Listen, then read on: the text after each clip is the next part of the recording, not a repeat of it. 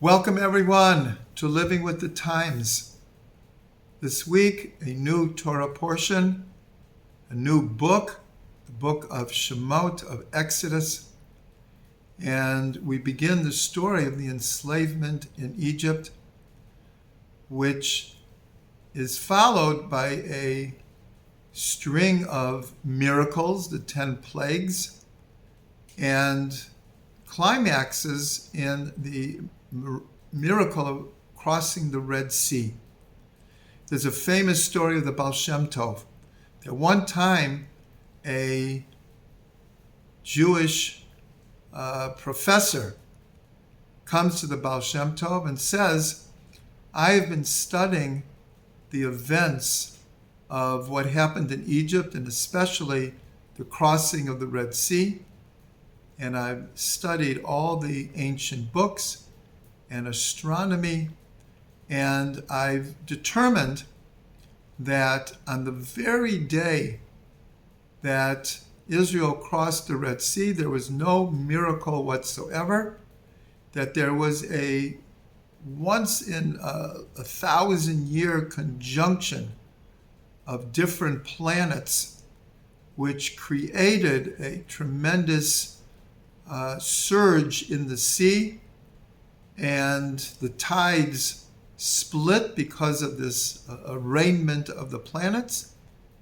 And already by morning, the planets had switched and the water came down on the Egyptians. So I can show that it was no miracle at all, that it was all nature. And so the Baal Shem Tov said, what a miracle.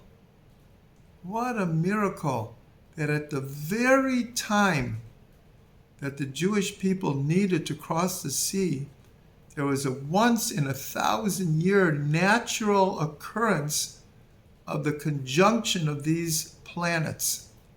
What a miracle. So what we learn from this is, and it's explained in Hasidut, that there's two ways in which God runs the world. There is the way of nature, and there's the way of above nature. But in general, God created the laws of nature, and the world runs almost like clockwork according to the laws of nature. And in parallel, there are also spiritual laws of nature. And in science, it's called, for every action, there's an equal and opposite action. We call this mida keneged mida, a measure for a measure.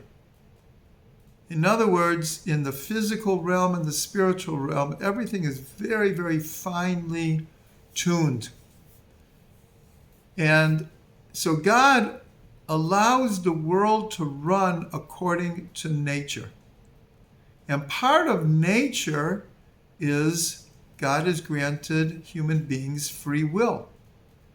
And so many times when things happen, we ask, where was God? Why did God allow this? But according to the laws of nature, according to a measure for a measure, and according to the reality that God has given man free will and makes decision which affects everything, then that isn't the correct question. It's more like, what have we done that this occurrence happened, or these circumstances have come to pass? But then there's another way that God runs the world, and that's above nature. In other words, God is infinite, and even though he created the world to run according to nature, according to a measure for a measure, and according to free will, still God is God and can supersede the very laws that he has made. This is what we call a miracle.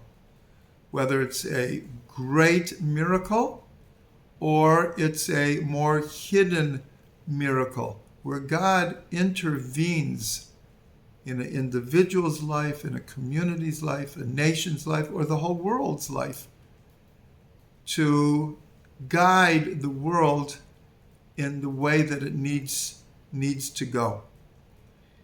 So when we look at the word Pesach, so usually we translate it as Passover, which is a very good translation. God passed over the houses that had the blood on the doorpost and the lintels. But the Arizal reveals that, first of all, the word Pesach means more than Passover. Passover is, here's a play on words, is a bit passive, where Pesach is more like leaped over.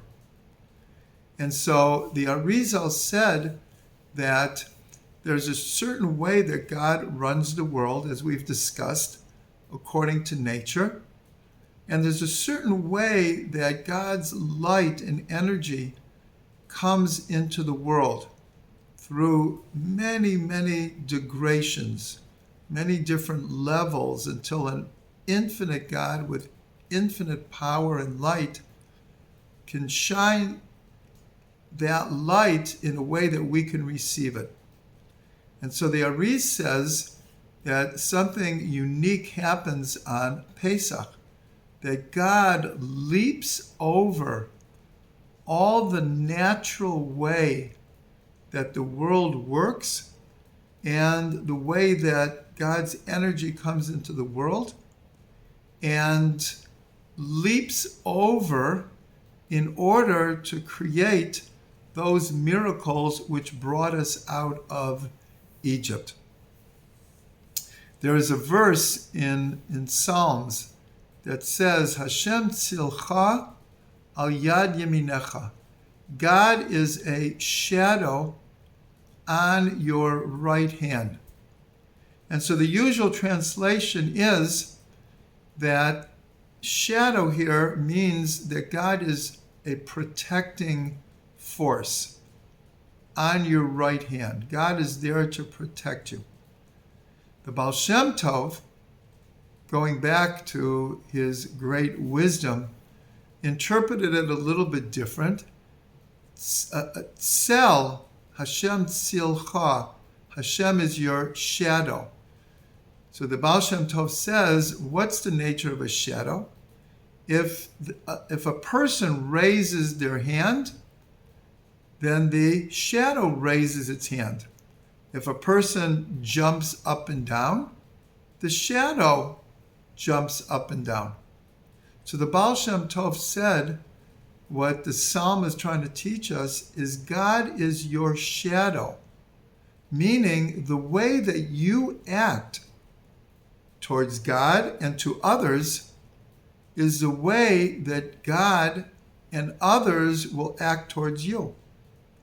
So when we're talking about these two orders of the way that God is running the world, is when we go beyond our nature, when we give it our all, when we transform ourselves into something greater than we thought we could be, when we transcend our natural inclinations, our natural characteristics to do something for ourselves or for others, then that elicits an energy from God that will also transcend the natural order of things. And that's when incredible things can happen. So I just want to bless us all that we remember this teaching. And the more that we are able to transcend our nature, that is how God will transcend the laws of nature, both physical and spiritual, and come to our aid. May it be so.